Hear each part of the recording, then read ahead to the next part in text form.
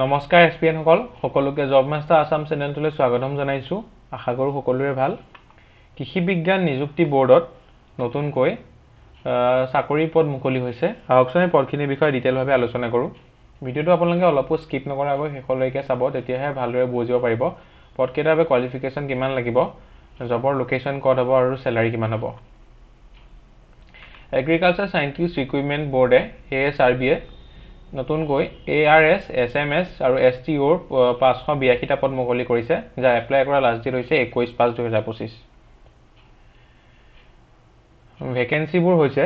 agriculture research সাৰ্ভিসৰ বাবে পদ হৈছে 458 টা qualification PhD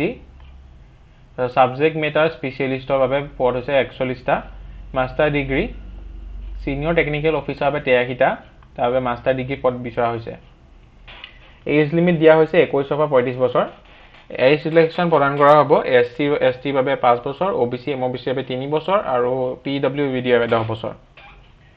application starting date হৈছে 22/4/2025 ৰ পৰা লাষ্ট ডেট 21/5/2025 আৰু ইয়াৰ যিটো কম্পিউটাৰ বেস টেষ্টটো হ'ব হেতু 2 সেপ্টেম্বৰ পৰা 4 সেপ্টেম্বৰৰ ভিতৰত অনুষ্ঠিত হ'ব আৰু ইয়াৰ মেইনছ এক্সামটো হ'ব 7 ডিসেম্বৰ 2025 ত ARS SMS STO আৰু any combination of these three net fees for unreserved category of 1000 or net with any combination of ARS SMS STO unreserved category 2000 net fees for EWS and OBC category 500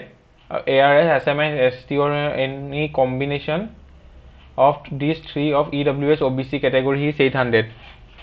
How to apply ASRB recruitment আপোনালোকে কিদৰে apply কৰিব পাৰিব আপোনালোকে গুগলত agriculture সায়েন্টিষ্ট recruitment board বুলি search কৰি দিয়া লগে লগে ওয়েব পেজটো খুল খাই যাব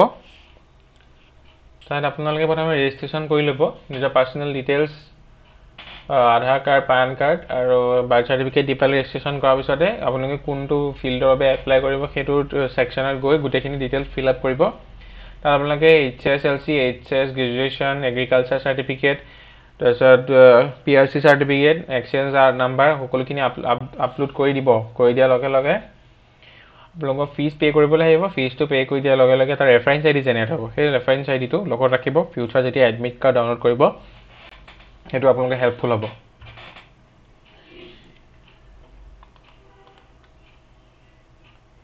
এইখন আছে ইয়াৰ অফিচিয়েল নটিফিকেশনখন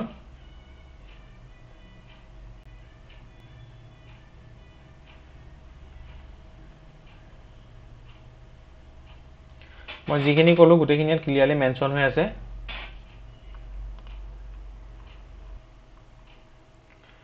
ইমানখিনি আছিল আজিৰ ভিডিওটো আশা কৰো আপোনালোকে ভিডিওটো চাই ভাল পালে যদি ভিডিওটো চাই অলপ হলেও হেল্পফুল হ'ল বুলি ভাবিছে তেনে লাইক কৰিব